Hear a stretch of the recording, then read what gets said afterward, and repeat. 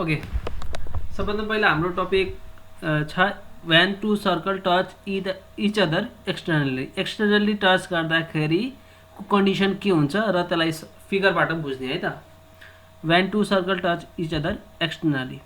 Externally भनेको बाहिरबाट touch गरेको, जसरी यो दुईटा सर्कल छ, यसमा दुईटा सर्कल छ, यसमा यो फर्स्टको सर्कलको सेन्टर C1 र दोस्रो सर्कलको सेन्टर C2 छ हैन।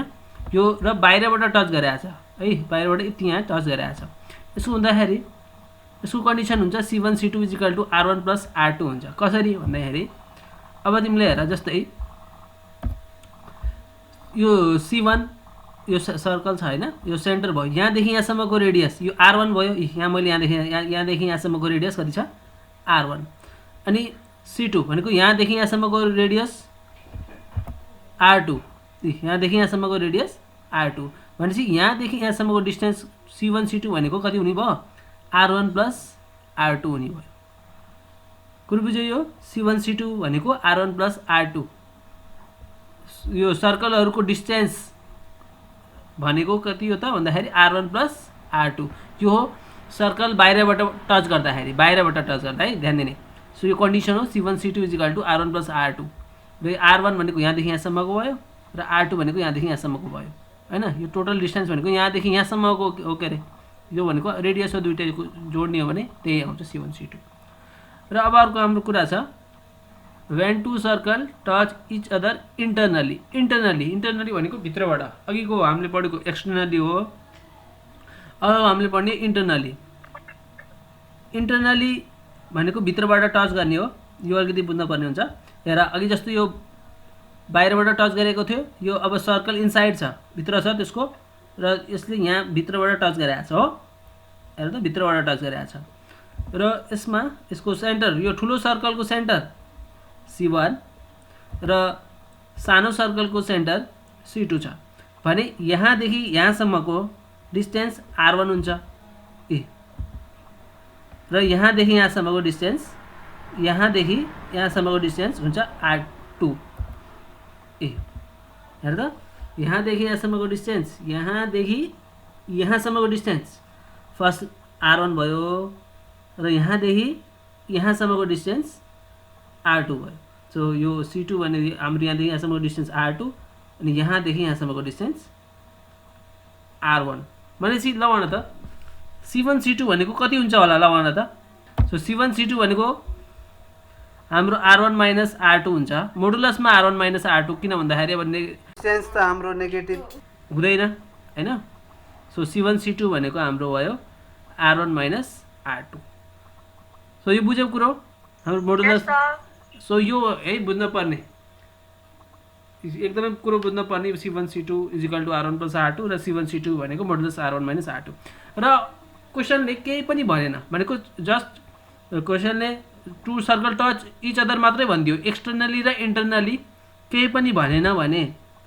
सो तेस्रो कन्डिसन यहाँ आयो, when two circle touch each other. क्वेसनले न एक्सटर्नली भनेको छ न इन्टरनली भनेको छ भने त्यति बेलाको कन्डिसन हुन्छ। So when two circle touch each other C1 C2 = R1 ± R2। जब एक्सटर्नली र इन्टरनली केही पनि भनेको छैन त्यति बेला C1 C2 = R1 ± R2। र जब when two circle touch each other externally भनेको छ भने C1 C2 = R1 + R2। र when two circle touch each other internally भनेको छ भने C1 C2 = modulus R1 - R2। यस्तो हुन्छ है, बुझ्यो हैन सबैले? हो 1076 set be question number 9A हेरेको। Prove that the circle x² + y² + 2ax + c² = 0 and x² हो, यो x² हो, x² प्लस हो है, यहाँ 2 प्लस दिएको छ, and x² + y² + 2y + c = 0 touch each other if 1/a² + 1/b² = 1/c²। पहिला मलाई यो भन, अघि मैले तिमीहरूलाई 3टा कन्डिसन देखाएँ हैन, एउटा एक्सटर्नली इन्टरनली अझै एउटा देखाएको थिएँ। यो कुन चाहिँ कन्डिसन लगाउने हो, फर्स्ट सेकेन्ड थर्ड? ल भन त, माइक अन गरेर कुन चाहिँ गर्ने हो कसैले भन। अघि देखाएको थिएँ मैले हो थर्ड कन्डिसन है, किनभने अघि नै भनिसकेको थिएँ। एक्सटर्नली भन्यो भने C1 C2 भनेको R1 + R2 हुन्छ, इन्टरनली भनेको हुन्थ्यो भने C1 C2 भनेको मोडुलस R1 माइनस R2 हुन्थ्यो र केही पनि भनेन टच इच अदर मात्रै भन्यो भने C1 C2 equal to R1 plus minus R2 हुन्छ है। सो सबभन्दा पहिला यो दिएको दुईटा सर्कल छ यसको हामीले सेन्टर र रेडियस निकाल्न पर्ने हुन्छ।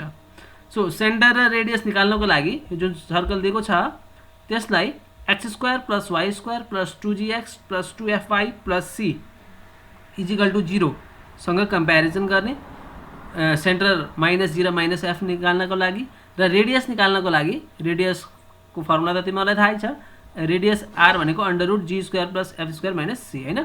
सो त्यो फर्मुला लगाएर हामीले गर्ने हो। So the equation of the circle are यो भइहाल्यो हैन यो दिएको। सो अब हेर त यो दिएको सर्कलको इक्वेसनहरु यो भयो centre and radius of the circle are -a,0 यो -a,0 कसरी भयो भन्दाखेरि यो जुन फर्स्ट इक्वेसनको सर्कल यो फर्स्ट इक्वेसन छ यसलाई हामीले x² plus y² plus 2gx plus 2fy plus c equal to 0 सँग कम्पेरिजन गरियो नि 2g गर्दाखेरि 2g इक्वल टु 2a भयो भनेपछि g इक्वल टु a भयो।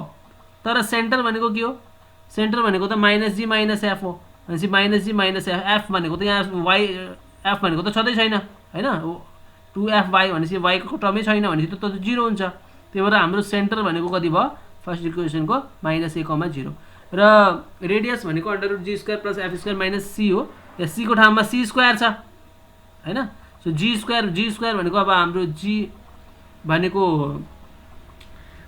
a हो हैन। सो त्यही भएर a² भयो अनि यो चाहिँ c भनेको c² छ कन्स्टेन्ट चाहिँ c² छ है। सो त्यही भएर त्यो रेडियस र सेन्टर स्थिति आयो। र अब त्यस्तै गरी हामीले दोस्रो सर्कलको पनि सेन्टर र रेडियस निकाल्ने and centre and radius of the circle second r 0 minus b and r2 is equal to √b² minus c²। यो कसरी भयो त भन्दाखेरि अब यो सर्कल हेर है यो दोस्रो सर्कल यसलाई x² plus y² plus 2gx plus 2fy plus c is equal to 0 सँग कम्पेरिजन गर त g भन्ने त छँदै छैन 2gx अनि चाहिँ g भनेको त 0 भयो माइनस g पनि 0 भयो त्यही भएर 0 भयो कमा 2fy भनेपछि 2fy इज इक्वल टु भनेपछि 2f is equal to 2b भयो f is equal to b भयो। तर हाम्रो सेन्टर भनेको त -g माइनस f हो त्यही भएर f भनेको b भयो भनेपछि -f भनेको -b भयो है। त्यही भएर यो 0 कमा -b हो यो सरी यहाँ कमा देखेँ हैन 0 -b र r2 is equal to √g² plus f² minus c हो के रे g भनेको त 0 छ f भनेको b छ भनेपछि f² भनेको b² भयो √g² plus f² minus c को ठाउँमा यहाँ के छ c² छ। सो त्यही भयो रेडियस भनेको यसको भयो √b² माइनस c²। यहाँसम्म त बुझ्यो है सेन्टर र रेडियस निकालेको छ दुईटै सर्कलहरुको। अघि नै अब हामी कन्डिसनमा जाम हामीले मैले अघि नै भनेको थिएँ सर्कल टच इच अदर मात्रै भन्यो भने C1 C2 is equal to R1 plus minus R2 हुन्छ। सो त्यही हामीले गर्छौँ two circle touch each other if distance between the center of the two circle is equal to r1 plus minus r2 है। So यो third condition हाम्रो यो use हुन्छ r1 plus minus r2। So r1 plus अब r1 हेर त r1 कति छ r1 भनेको √a² माइनस c² छ त्यो यहाँ राखियो प्लस माइनस r2 कति छ √b² माइनस c²। अब हेर त distance between the two circle भनेको छ नि distance between the two circle भनेको हामीले उता के लेखेको थियौँ C1 C2 लेखेको थियौँ C1 C2 भनेपछि यो दुईटाको डिस्टेन्स यो फर्स्ट सर्कलको सेन्टरको डिस्टेन्स र सेकेन्ड सर्कलको सेन्टरको डिस्टेन्स भनेको कति भयो त भन्दाखेरि अब यो डिस्टेन्स फर्मुला त सबैलाई थाहा छ हैन √x2 माइनस x1 को whole square plus y2 minus y1 को होल स्क्वायर गर्दाखेरि अब -a को या 0 माइनस प्लस a को होल स्क्वायर र प्लस -b माइनस 0 को होल स्क्वायर गर्दाखेरि त्यो आउँछ √a² प्लस b² है। यो डिस्टेन्स फर्मुलाबाट आएको है यो दुईटा सर्कलको डिस्टेन्स फर्मुलाबाट आयो। अब यहाँ त यहाँ के गर्न मिल्छ अरु केही गर्न मिल्दैन यसलाई डाइरेक्ट के हामीले के गर्ने भन्दाखेरि स्क्वायरिङ बोथ साइड गर्ने हो। सो स्क्वायरिङ बोथ साइड हामीले गरियो स्क्वायरिङ बोथ साइड गर्ने बित्तिकै यो अन्डर रुटमा छ स्क्वायर गरिसकेपछि a² प्लस b² भयो र यसको स्क्वायर गर्दाखेरि हाम्रो के भयो भन्दाखेरि ए स्क्वायर माइनस सी स्क्वायर यहाँ के गरेको भने सुन है यो ए स्क्वायर यो भयो होइन प्लस 2ab हुँदाखेरि यहाँ बिचमा त प्लस माइनस छ के अरे त्यही भएर यहाँ प्लस माइनसै भयो 2 अंडर रुट ए square minus C square into under root b square minus C square भयो प्लस बी स्क्वायर भनेको यहाँ बी भनेको त टर्म पछाडिको छ b square minus C square यहाँ लेखेको है त्यसो यो ए स्क्वायर अब ए को ए भन्ने टर्म यो हो 2ab यो भयो बी भनेको यो B square minus C square भयो क्या बुझ्यो होइन यो सबैले A square plus 2ab plus be square बना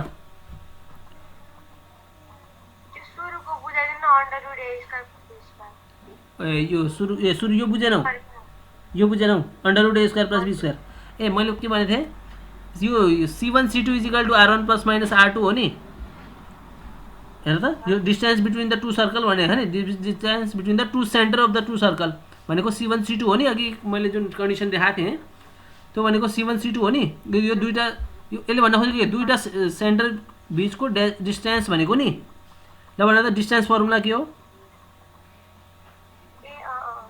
हेर त यो डिस्टेन्स फर्मुला भनेको under root x2 minus x1 whole square plus y2 minus y1 whole square तिमीले यो गर्यौ भने यो x1 y1 x2 y2 लिएर लास्टमा रिजल्ट यही आउँछ है बुझ्यो नि हैन ल सो अब हेर त यहाँ ए स्क्वायर प्लस बी स्क्वायर छ यो ए स्क्वायर र यो ए स्क्वायर काटियो भने काट्ने के यो स्पेन पनि काम लाग्छ अब हेर त यो ए स्क्वायर काटियो हो अनि यो बी स्क्वायर अनि यो बी स्क्वायर काटियो अनि हेर त माइनस सी स्क्वायर छ भनेको माइनस 2c स्क्वायर भयो अनि त्यो लेफ्ट ह्यान्ड साइड जाँदाखेरि त हुन्छ 2c स्क्वायर अब हेर त यो 2 र यो 2 काटियो यो 2 र यो 2 काटियो रह्यो c square is equal to plus minus under root A square minus C square into under root b square minus C square अब हामीलाई सबभन्दा पहिला क्वेसनले के भनेको छ भने चाहिँ prove that the circle this and this touch each other if touch each other भनेको छ नि भनेपछि हामीले यो प्रुभ गर्ने हो पहिला यो बुझ्नु पर्यो है 1/a square plus 1/b square equal to 1/c square prove गर्ने हो सो अब हामीले त्यहाँ रुट छ अब स्क्वायरिङ बोथ साइड गर्ने यसलाई again squaring so c square को स्क्वायर गर्दाखेरि c को पावर 4 हुन्छ यो प्लस माइनस स्क्वायर गर्दाखेरि त उड्छ र a square minus c square into b square minus c square भयो है र मल्टिप्लाई गरौँ त a square into b square minus a square into c square minus b square into c square plus